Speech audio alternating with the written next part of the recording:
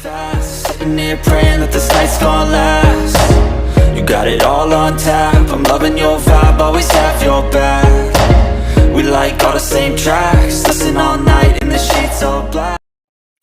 Halo semua, salam sejahtera Malaysia. Selamat datang ke channel Fels Lifestyle. Info padu, info hangat disediakan di dalam channel ini. Kembali lagi dengan satu isu hangat. Sebelum ini kita mendengar nama anak kepada bekas Perdana Menteri Tun Dr. Mahathir Mohamad, Mirzan Mahathir dan Mokzani Mahathir. Kali ini keputusan SPRM berkaitan dengan pengisytiharan harta. Sudah pasti ini satu duka cita besar kepada Tun Mahathir. Selepas ini melibatkan pula nama anaknya. Artikel daripada Malaysia Kini, Isytihar harta. SPRM beri Mirzan 30 hari lagi. Suruhanjaya Pencegahan Rasa Malaysia memberi tempoh selama 30 hari lagi kepada anak bekas Perdana Menteri Dr. Mahathir Mohamad, Mirzan, untuk mengisytiharkan hartanya kepada agensi anti rasuah itu. Bermakna SPRM memberi lagi 30 hari untuk anak bekas Perdana Menteri itu.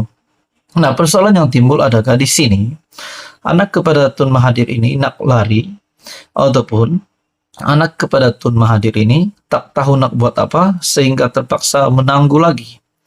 Nah, saudara-saudara, menjadi persoalan adakah benar-benar anak kepada Tun Mahathir ini tak dapat nak isytihar harta. Nah, itu menjadi persoalan. Adakah beliau nak lari ataupun beliau pun akan hilang juga sekiranya benar-benar akan larikan diri daripada mengisytiharkan harta. Nah, itu menjadi persoalannya. Ketua Pesuruhjaya SPRM Tan Sri Azam Baki berkata, selepas ahli perniagaan itu meminta tempo untuk mematuhi perintah yang dikeluarkan kepadanya dan adiknya Mokzani mengikut Seksyen 36 Akta SPRM yang memerlukan mereka mengisytiharkan harta dalam tempo 30 hari. Bagaimanapun, lanjutan itu hanya diberikan kepada Mirzan, manakala Mokzani masih perlu mematuhi notis asal 30 hari itu. Ya, kami benarkan lanjutan 30 hari lagi. Untuk Mirzan je, Dato' Mokzani rasanya tak ada lagi tempo lanjutan, tambah Azam. SPRM telah menyerahkan notis kepada Mirzan dan Mokzani di bawah Seksyen 36 Akta SPRM untuk memaksa mereka membuat pengisytiharan harta dalam tempo 30 hari.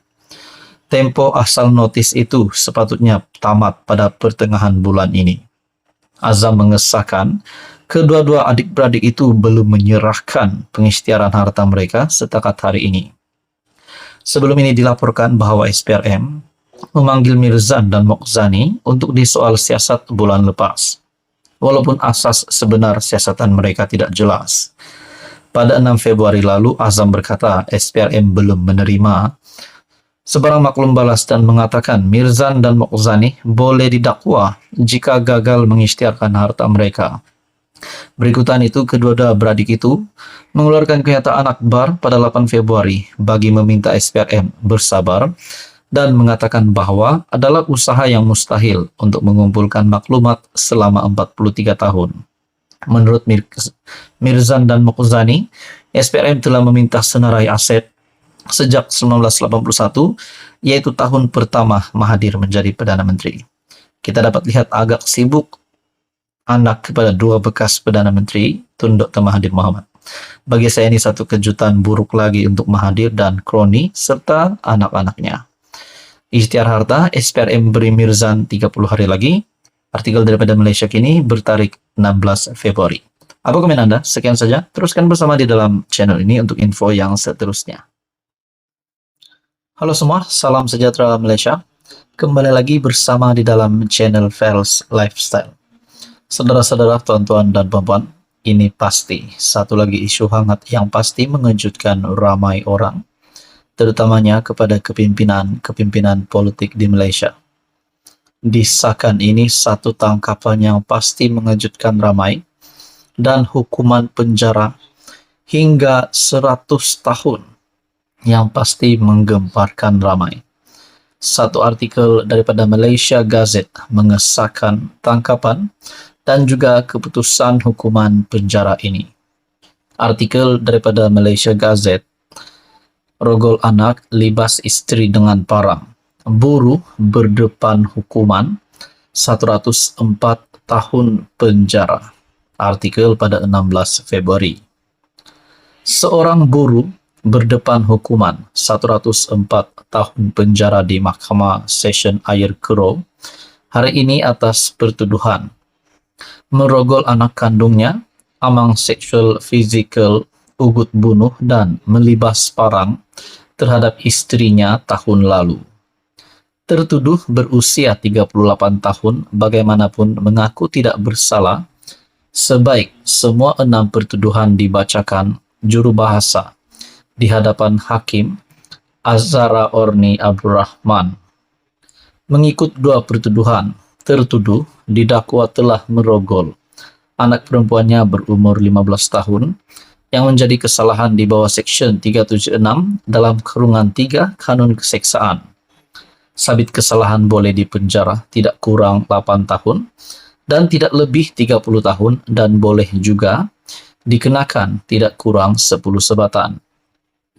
Tertuduh turut didakwa melakukan amang seksual fisikal terhadap kanak-kanak sama yang menjadi kesalahan mengikut Seksyen 14 dalam kurungan E, Akta Kesalahan-Kesalahan Seksual terhadap Kanak-kanak EKS 3 2017. Kesalahan itu memperuntukkan hukuman penjara tidak kurang 20 tahun dan boleh disebat. Bapa kepada 2 anak itu juga berdepan pertuduhan melibas istrinya berusia 36 tahun dengan sebilah parang sehingga menyebabkan cedera di lengan kiri. Sabit kesalahan boleh dipenjara sehingga 20 tahun dan dengan denda atau dengan sebat atau mana-mana 2 hukuman itu di bawah Seksyen 324 Kanun sama dan dibacakan bersama Seksyen 326 dalam kurungan E Akta sama. Bagi pertuduhan berikut, lelaki didakwa telah melakukan ugutan jenayah terhadap istrinya dan 2 anak kandungnya berusia 16 dan 18 tahun dengan maksud mengacukan sebilah parang. Tertuduh juga didakwa melakukan ugutan jenayah terhadap anak perempuannya dan memaksanya mengikat anak lelakinya berusia 18 tahun dengan maksud hendak menakutkan akan membunuh anak dalam kandungan anak perempuannya itu. Kedua-dua kesalahan didakwa di bawah Seksyen 506 Kanun Keseksaan yang boleh dihukum penjara 7 tahun. Semua kesalahan dilakukan di sebuah rumah beralamat di Jalan Kereta Api Lama, Kampung Gangsa, Durian Tunggal, dalam daerah Alor Gajah antara Jun hingga Oktober tahun lalu. Pendakwaan dikendalikan Timbalan Pendakwa Raya Rashidah Baharom, tidak menawarkan jaminan terhadap tertuduh kerana mangsa melibatkan istri dan 2 anak kandungnya. Tertuduh bagaimanapun tidak mengemukakan sebarang rayuan bagi kesemua 6 pertuduhan sebelum mahkamah menetapkan 18 Mac ini untuk sebutan semula, kes dan lantikan peguam. Bagi saya ini pasti keputusan penjara ataupun tangkapan yang pasti memuaskan hati ramai, kerana ini adalah satu situasi yang amat mencemaskan dan tidak boleh menjadi ikutan. Dan bagi saya ini pasti mengejutkan ramai orang juga. Apa komen Anda berkaitan dengan isu ini? Sekian saja, teruskan bersama di dalam channel ini. Untuk info yang seterusnya, jangan lupa tekan butang like, share, dan juga subscribe.